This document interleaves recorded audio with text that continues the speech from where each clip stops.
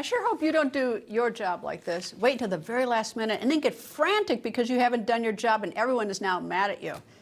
But that is what's happening with President Biden and the House and the Senate about the debt limit. And don't tell me they did not see this crisis coming. You and I have known this for months. I've discussed it right here on this show for months. And to be 100% clear, we actually passed that debt limit on January 19th, if that isn't noticed. But rather than the President and the Congress dealing with it then, they forced Treasury Secretary Janet Yellen to take what's called extraordinary measures to find money to pay our bills. She had to look at every nook and cranny under every single cushion, find every cent she could to pay our nation's bill since we had already hit our borrowing limit back in January.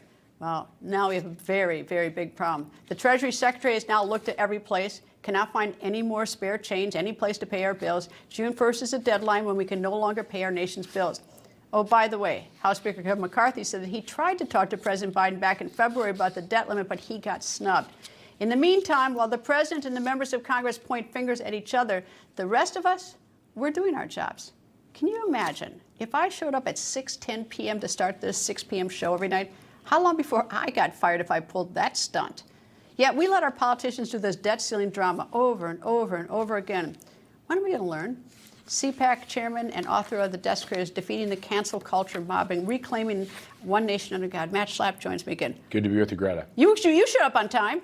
I did. I show up a little early because I'm a little slower than most. Oh, you're not because you're afraid of me that I'll be mean or yell at you if you're late. All right, so, I mean, look, this debt ceiling, I mean, why did they do this to us? A couple of reasons. First of all, when you have a change in Congress, so Republicans took over the House, it's hard for presidents to kind of, they're in denial over the fact that Biden could just kind of dictate to Congress what he wanted. He can't do that anymore.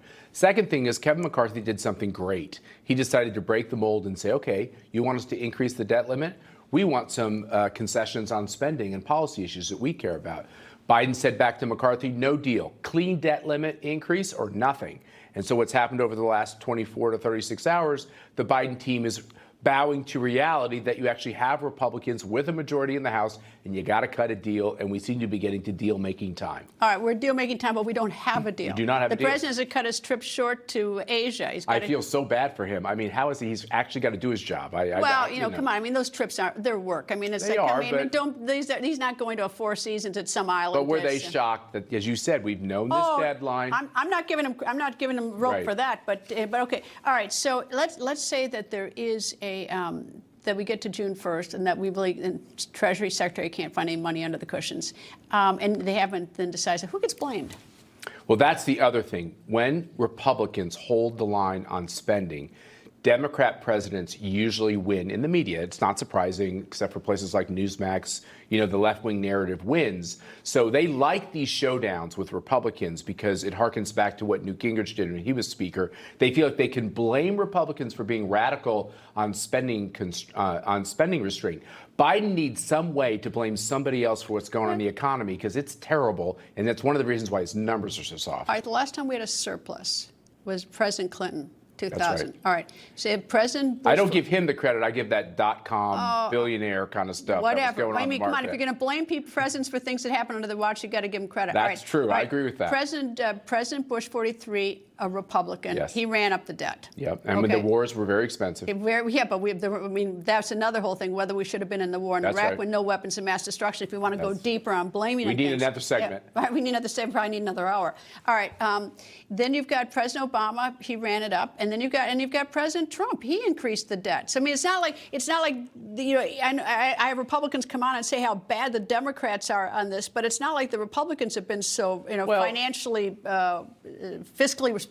Look, I think there's no question that Democrats believe that government is the solution to our problems, and the government should be well funded to take care of all of our problems. Republicans are less so, but not to a major degree. They brag a lot more than they do.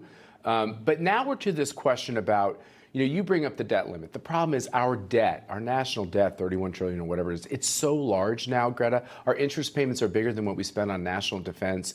It's to a point we're at a tipping point. How much longer can we just keep borrowing and spending too much with both parties to blame for the spending?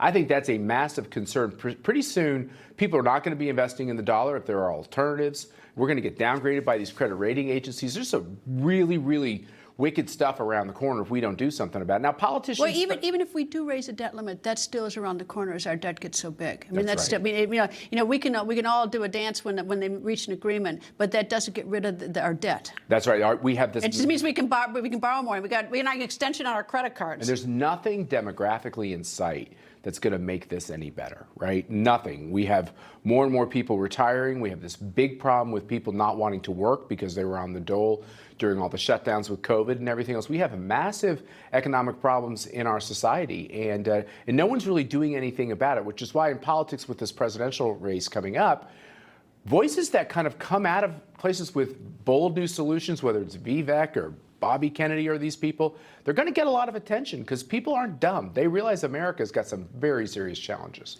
DeSantis versus Trump. Yeah, look, I think the Kentucky primary results is indicative. Trump's at 70% in the polls in Kentucky.